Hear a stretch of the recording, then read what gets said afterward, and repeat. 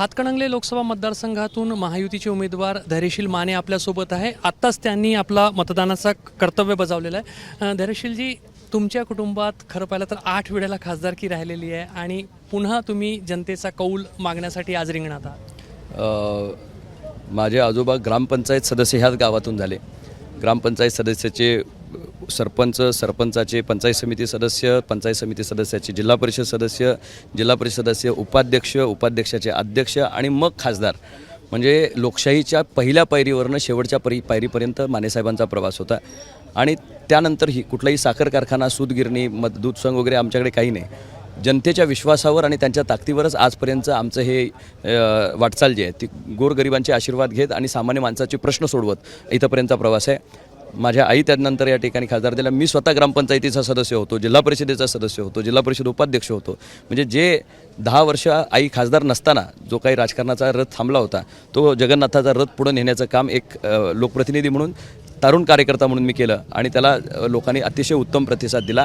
आणि माझ्या कामाच्या रूपानं मी परत एकदा मी जे काम मागं 5 वर्षामध्ये केलं आहे ते लोकांच्या सेवेमध्ये अर्पण केलं आहे। आणि निश्चित मला खात्री आहे की याही वेळी धैर्यशील मानेच्या निमित्तानं मोदी साहेबांचे हात बळकट करायला या ठिकाणी हा मतदारसंघ सज्ज आहे। सकाळपासून हातकणंगलेमध्ये चांगला मतदान होत आहे, अनेक मतदान केंद्रांसमोर मोठी रांग आहे। काय आव्हान कराल मतदारांना? मी माझ्या मतदार बंधू भगिनींना एवढीच विनंती करेन की उन्हाचा पारा फार जास्त आहे, त्यामुळे जितक्या लवकर मतदान करता येईल तेवढं आपण सर्वांनी पुढे येऊन मतदान करावं। वडीलधाऱ्यांना आधी पुढे घालावं आणि उन्हाचा तडाखा वाढण्याआधी जास्तीत जास्त मताची आकडेवारी मतदारसंघामध्ये वाढली।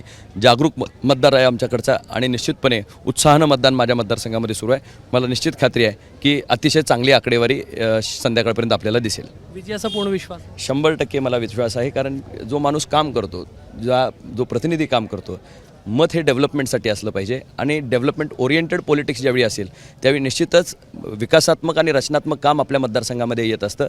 मी लोकप्रतिनिधी म्हणून त्या पदाला प्रामाणिकपणे न्याय देण्याचा प्रयत्न केला आहे आणि मला खात्री आहे की ही जनता मला परत त्यांची सेवा करण्याची संधी देईल। तर धैर्यशील माने यांनी मतदानाचा कर्तव्य बजावलेला आहे आणि विजयाचा संपूर्ण विश्वास त्यांना आहे। मतदारांनी मोठ्या संख्येने घराबाहेर निघून मतदान करावं असं आवाहन ते करतायत। कॅमेरामॅन अतुल हिरडेसह रजत वशिष्ठ, ABP माझा, रुकडी गाव, हातकणंगले। ABP माझा, उघडा डोळे बघा नीट।